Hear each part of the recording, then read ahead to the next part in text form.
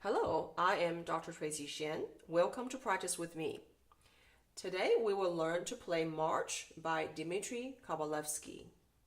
This piece came from Kabalevsky's Opus 39, a collection of 24 pieces for children. The March is a short and energetic work made of entirely broken chord figures and blocked chord progressions. Great for early intermediate students to develop rhythmic control over dotted rhythm and accurately locating blocked chord positions. I have 3 different editions here with me today. Each varies slightly in fingerings and dynamic markings. This one is a Kelmus edition, contains all 24 pieces of the Opus 39. Next, I have Contemporary Piano Literature Book 2 by Francis Clark Library. And then my edition of the same piece with my preferred fingering choices. You are welcome to use any edition that you currently have or download my edition from the link below. For this tutorial, we will follow my edition.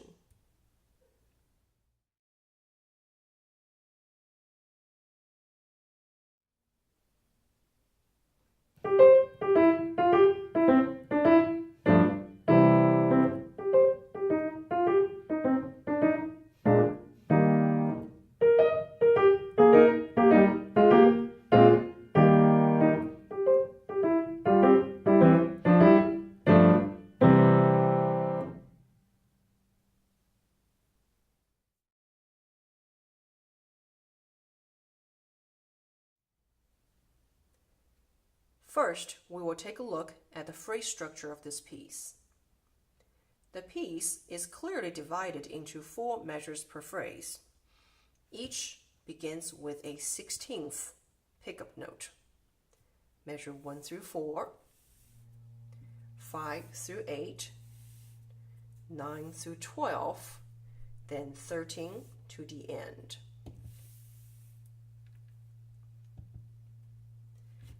In the first 2 phrases, right hand begins the dotted rhythm pattern alone.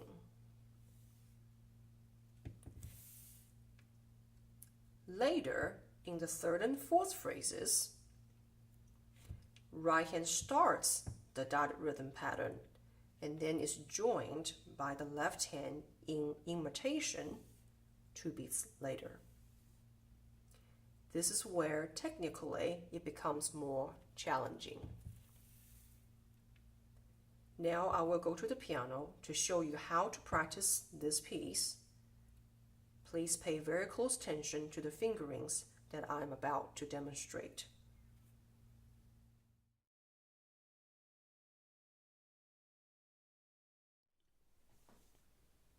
One of the best ways to practice this piece is to divide the piece into 2 parts. Practice all the broken chord patterns first, then the block chords. Here's measure 1 and 2. Measure 1 and 2 is made of C major triad.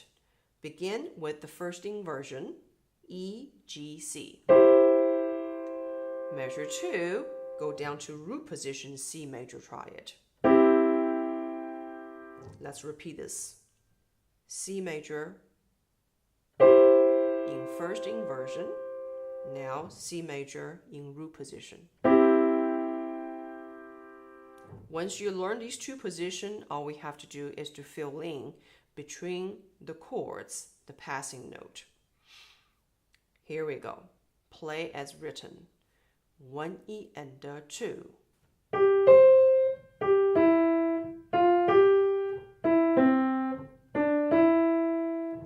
Be sure you're following the fingering based on the chord shape. Let's do this again. Count subdivided if you can, so that you keep your dotted rhythm very accurate. 1 E and 2. 1 E and 2 E and 1 E and 2 E and 1. One last time. 1 E and 2.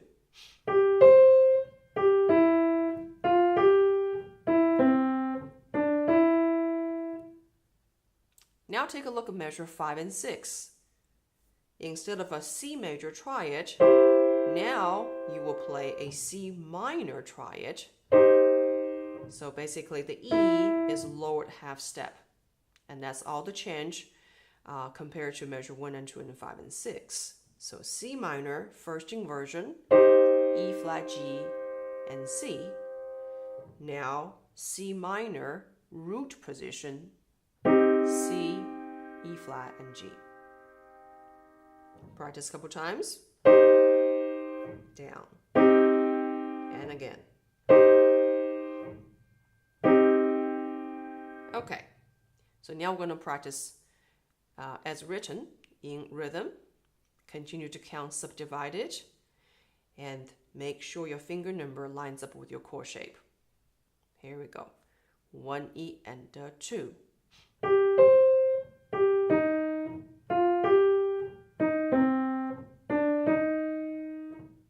Repeat. 1 E and 2.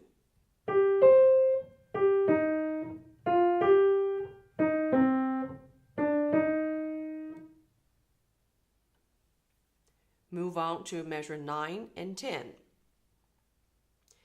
9 and 10 changes the chord shape to E flat major. Here's the first inversion of E flat major. G, B flat, E flat. Play them together. Then E flat major root position. E flat, G, B flat. Together. Now practice move. First inversion E flat. Down, root position E flat. Again. And as written now, 1 E and 2.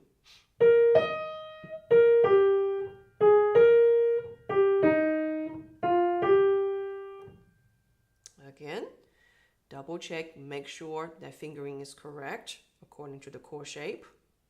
1 E and 2. 2 1 4 5 3 1 2 3. Again. 1 E and 2.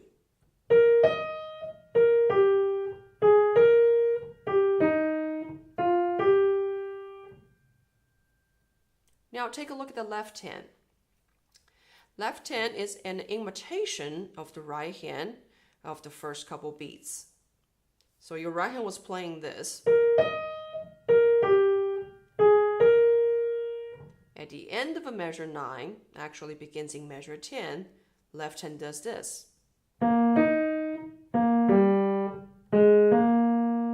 So it's the exact same notes as the right hand, but happening 2 beats later.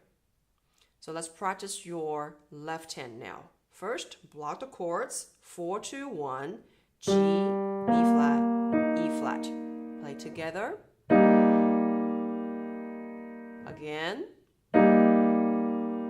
Now in rhythm, as written, 1 E and 2.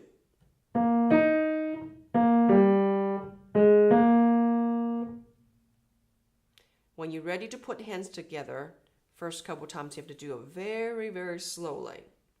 Listen to this demonstration. 1 E and 2. Together.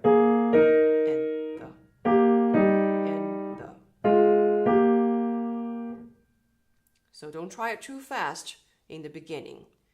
Try to do it correctly from the very start. Let's do it one time very slowly. 1 E and 2 E N. E and both N. And E and almost there. Now let's take a look at measure 13 and 14. 13, right hand exactly same as measure 1 and 2.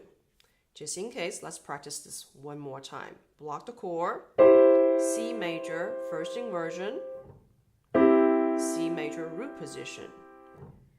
Now, as written, 1 E and 2, go. 2, 3, and go. C major and the left hand. Pick up to 14, again, an imitation of the right hand of the first two beats in measure 13. Here we go. 1 E and 2 E and 3 E and 2 E and. Practice a couple times, hands alone. Then we're going to put hands together. Here we go. 13. 1 E and 2 now. E and. Ready? Both. E and. E and.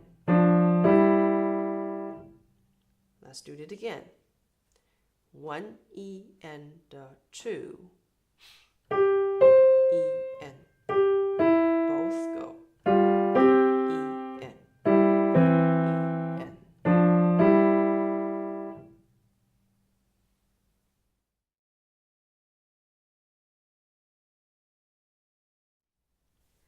Now let's take a look at the block chords.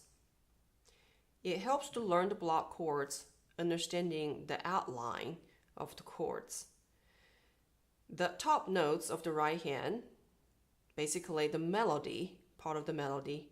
So to understand the melody, let's listen to what the top notes coming from the beginning. 1 E and 2.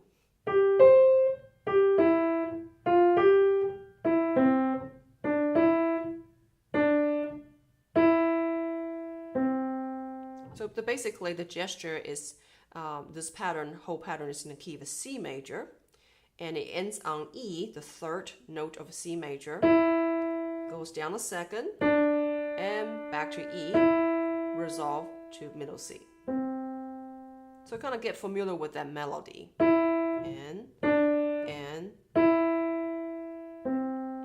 Now the left-hand bass line is outlining the dominant chord, which is the G. Dominant means the 5th degree, 1, 2, 3, 4, 5. So it goes down to low G and resolve to C major. So when you play the outline of the chords together, it sounds like this. E, G and the D, C and the E, resolve to C. So I'm just playing the outside notes of the chord, and then until I can really get that very comfortable, then it's time to fill the notes in. So now here's the chord, dominant 7th, resolve to C major, and okay, again dominant 7 means the 5th degree, the 5/7 chord of C major key in this phrase. It ends in C major. So listen to the whole thing from the beginning up to measure 4. 1 E and 2.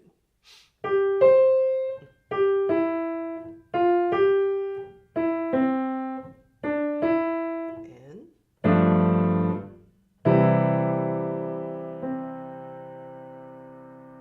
Okay, so it is important to be able to get the chords under your fingers as soon as you finish the dotted rhythm.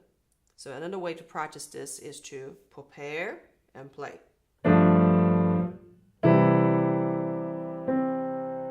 Away from the piano and do it again. See if you can find all the notes all at once. Again, ready, position, go.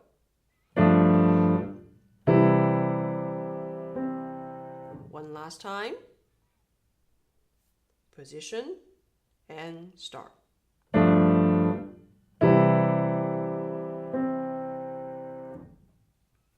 Okay, on to measure 7 and 8.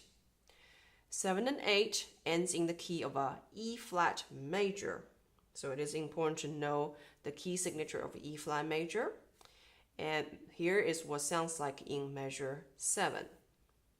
Right hand ends on E flat, quarter note, down a second, that will be the leading tone, the seventh note of the E flat major, and resolve back to E flat. So it's just a lower neighbor relationship. E flat, down a second, E flat. And your left hand again is outlining the dominant seventh to tonic relationship. So you have a B flat major, B flat note, and resolve to E flat. Okay, and I'm at measure 7 right now, second beat. Let's play the outline of the chord. On the downbeat, E flat, right hand 3. Now, second beat, left hand B flat, right hand D, and back to E flat, both hands. All right, a little faster. E flat again, E flat, D, E flat. Now it's time to fill in the chords. Left hand, B flat, A flat, right hand, B flat, dominant seventh of E flat major, 5/7, and E flat major chord in root position. Okay, let's do it again. And hands back to lap and position. Now, and do this several times until you're very confident of locating the hand position. And okay, now just for demonstration, we're going to start from the C minor pattern. Pick up to 5. 1 E and 2.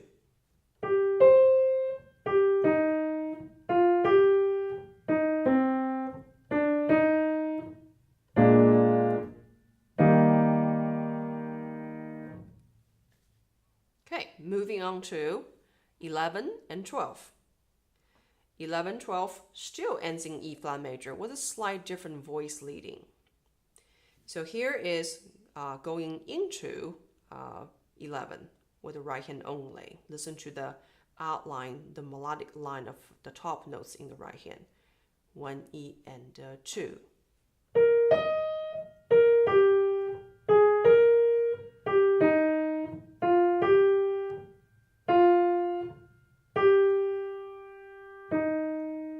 Okay, so your top note is doing G, down a second, F, back to G, then back to tonic E flat.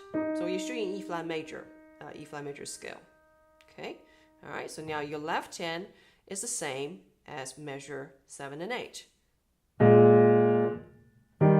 So hopefully by now you can almost play it memorized.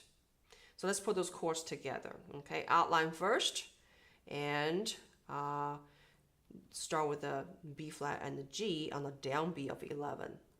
Finger number 2 on the left hand, B flat. Here we go. Ready? B flat and G. Now outline the lowest note and the highest note of the next chord, B flat and F. And next measure, E flat and G. And E flat softly. Let's do it again. Okay, second finger left hand, B flat. Right hand, third finger, treble G. Here we go, together. B flat and F. E flat and G. And nice ending. Gentle on E flat. Fill in the chords. Spelling. B flat, A flat, C, F. Okay, so noticing this is a different layout as compared to 7 and 8. Here's 7, but here 11 and 12 is this. Okay, so your top notes is third higher. There's your E flat major, E flat, G, B flat, G. Let's do it again. Okay, all right, back to B flat and G together. Block all the notes, slowly, take your time. E flat major chord, and softly. Okay, all right. Let's go back to pick up to 9 and see if we can get into measure 11 and 12. 1 E and 2. E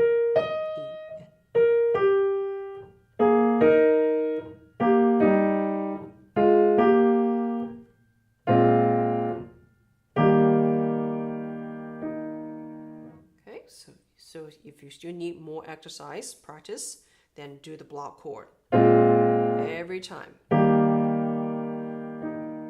Every time before you put 9 through 12 together. Always go to the chords. Okay, so now let's do the last part of it. And the last part is not terribly difficult. You've already done this chord. Same as measure 1, 2, 3. As the same as measure 3. Then instead of resolving up, we're going to resolve down by a second. D down to a C. Left hand is exactly the same. Right hand a little different. Down a second. Okay, all right. So now let's start from the quarter note on the down B. Second finger on G. Finger 3 on E. Okay, I'm at measure 15. Ready? Go. E, D, C. Okay, so your melody line goes descending, resolving to C major. That's how it's different compared to the first line. Going into from 13 to the end. 1 E and 2.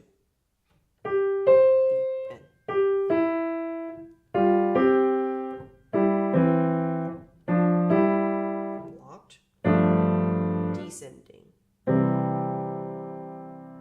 Okay, one more time. Blocked. Down 7th. And finish.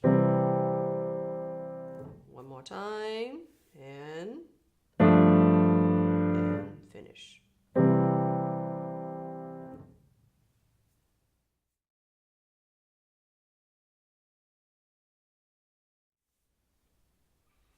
One E and 2.